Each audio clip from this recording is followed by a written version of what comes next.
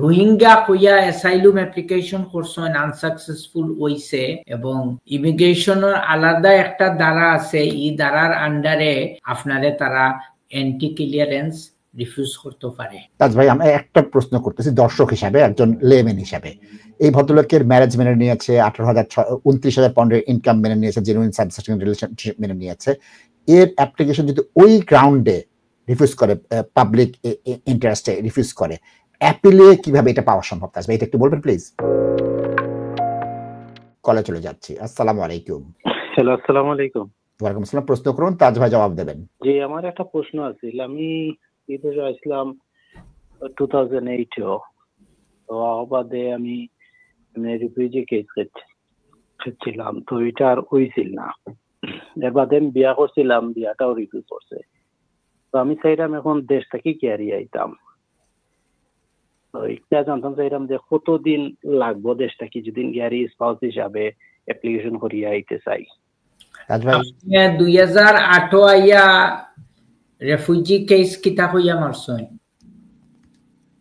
রোহিঙ্গা হিসাবে রোহিঙ্গা কেস করছেন। ওকে, তারপরে কিতা ম্যারিজ অ্যাপ্লিকেশন কিতা কইয়া করছেন, আবার রোহিঙ্গা কইয়া করছেন নি? যে করছিলাম আর 2 ইয়ার্স যে প্রাইভেট এন্ড ফ্যামিলি লাইফ যেটা বুঝছি আমি, কিন্তু ম্যারিজ অ্যাপ্লিকেশন যে গু করছেন গুত আপনি লেখা দিছেন নি যে আপনি রোহিঙ্গা এথনিক অরিজিনের মানুষ? তারা অ্যাকসেপ্ট করছিল না রোহিঙ্গা। তাইলে আমার প্রশ্ন হইছে কি, I am asking you very simple question, যে আপনি যখন ম্যারিজ অ্যাপ্লিকেশন করছেন আপনি তখন বাঙালি কইয়া কইছেন না রোহিঙ্গা কইয়া কইছেন? আপনার ম্যারেজ অ্যাপ্লিকেশনে আপনার ন্যাশনালিটি কি বলছেন, রোহিঙ্গা না বাংলাদেশি? রোহিঙ্গা। দুই জায়গাতে রোহিঙ্গা বলছেন তাজ ভাই। তো আপনি এখন বাংলাদেশে কিভাবে যাবেন? আপনি তো বাংলাদেশের নাগরিক না, আপনি রোহিঙ্গার মানুষ as far as the home office is concerned। এখন আপনি কি তার সবটা সারেন্ডার করিয়া হোম অফিস যাইতা চাইরা নে? তারা কইছে আমি বাংলাদেশের কি গ্যারি অ্যাকসেপ্ট করতে অ্যাপ্লিকেশন করতাম। আমি তো জানি আর আপনি বাংলাদেশের নাগরিক, তারা মানেন না আপনারে রোহিঙ্গা। রোহিঙ্গা যদি কেউরে মানে দেন আপনি স্ট্রেট অ্যাওয়ে ইদেশো রেফিউজি স্টে পাইবা, because you are a stateless person, রোহিঙ্গার মানুষ। এখন আপনারে মানছে না তারা বাঙালি হল। আমার প্রশ্নের উত্তরটা ভেরি সিম্পল ওয়েতে আপনি দিতে পারবা যে আপনি এখন বাংলাদেশের ট্রাভেল ডকুমেন্ট না বাংলাদেশি পাসপোর্ট বানাইছেন, একটা দিয়া আপনি বাংলাদেশও যাইবা, না লাস্ট অ্যাপ্লিকেশন করছেন? বাংলাদেশি পাসপোর্ট বানাইয়া অ্যাপ্লিকেশন করছেন। জি। ওকে, আপনি ম্যারেজ কতদিন আগে করছেন? ম্যারেজ করছি 6 ইয়ার্স হয়ে গেছে।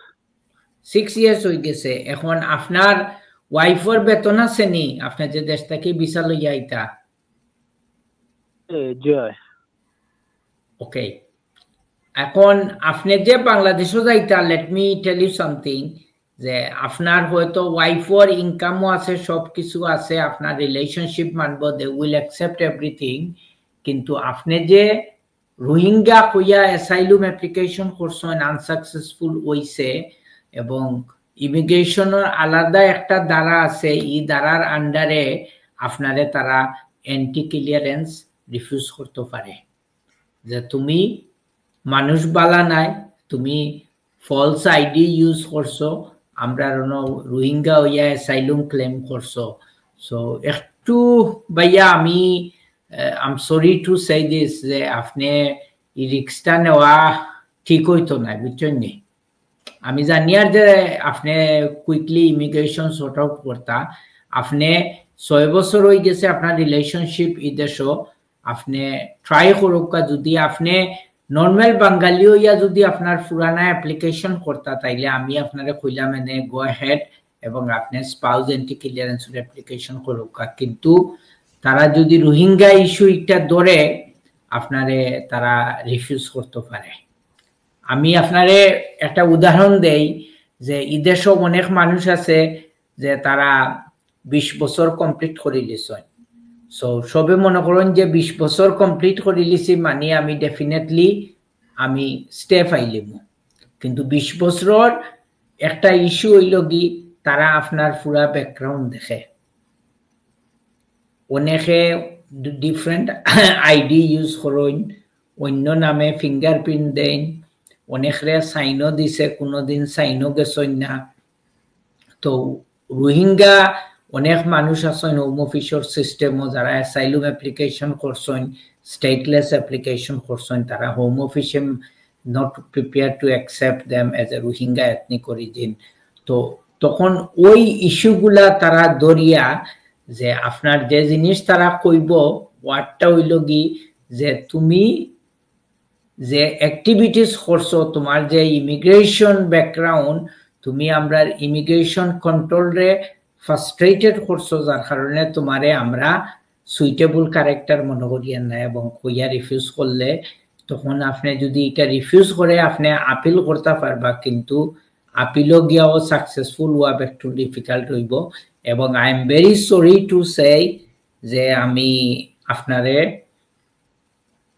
রেকমেন্ড বা অ্যাডভাইস করতাম পারিয়ান না যে আপনি বাংলাদেশও গিয়া ভিসা অ্যাপ্লিকেশন করতা, because there is a inherent risk যে আপনারে ও গ্রাউন্ড হয়তো তারা পিক আপ করিয়া রিফিউজ করতে পারে, বাট আপনারা নাও ধরতে পারে স্টেট ওয়ে, আপনি ভিসা ফাইল দিতেও পারেন।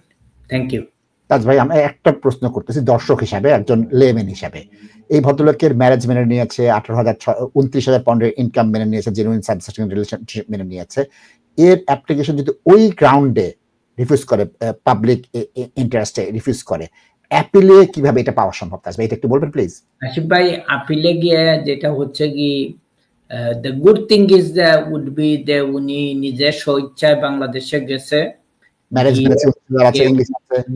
স্পাউস এন্ট্রি ক্লিয়ারেন্সের অ্যাপ্লিকেশন করছে, এবং এই ব্যাপারে নাশিদ ভাই পিজি ইন্ডিয়া নামে একটা আপার ট্রাইব্যুনালের গাইডলাইন্স কেস আছে, যে মানুষ যখন ভলান্টারিলি তার দেশে রিটার্ন করে স্পাউস এন্ট্রি ক্লিয়ারেন্সের জন্য to return to United kingdom, তখন তাদেরকে যেন পিনালাইজ করা হয় না এইসব ইমিগ্রেশন ব্যাকগ্রাউন্ড ধরে, এবং যদি করা হয় তাইলে মানুষ এখান থেকে ভলান্টারিলি যাবে না to apply for the spouse entry clearance. So এইটা কোর্টের গাইডলাইন্স কেস আছে। যদি আপিলে যায়, আপনার নাশিদ রহমানের প্রশ্নের উত্তর হচ্ছে আমি কেস পিজি ইন্ডিয়া ধরবো, তারপরে চিকুম্বা কেস ধরবো, যেটা হাউস অফ লর্ডস এর ডিসিশন। আমরা এগুলা নিয়ে হয়তো আপনাদের জন্য আমরা আর্গুমেন্ট করতে পারি, কিন্তু অ্যাক্সিডেন্ট হইলে তো নাচিব ভাই হয়ে যাবে। এটা তো তারা তো যে তাদের এখতিয়ার আছে, তারা যে কোনো গ্রাউন্ড রেজ করে রিফিউজ করতে পারে।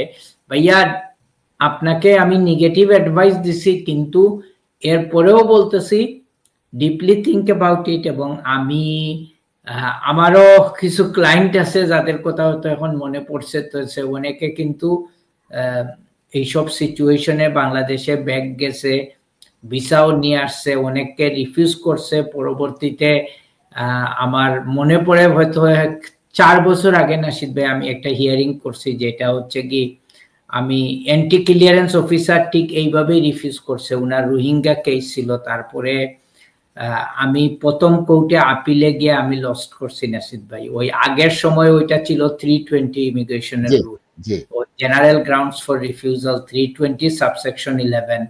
তো পরবর্তীতে ওইটা আপার ট্রাইব্যুনালে যাওয়ার পরে নাশিদ ভাই তখন ওইটা একজন সিনিয়র জাজ মেনে নিছেন ওই পিজি ইন্ডিয়ার গাইডলাইন্স এর উপর।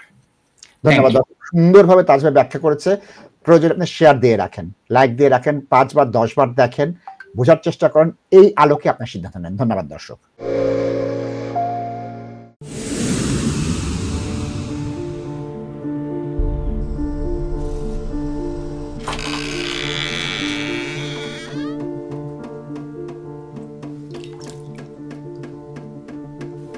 ইংল্যান্ডে আমরা চাইলেও অনেক কিছু করতে পারি না, অনেক ঝামেলা।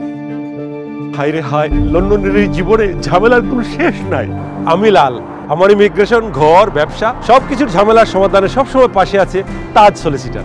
তাজ সলিসিটার্স, বিলিভ ইন সার্ভিস।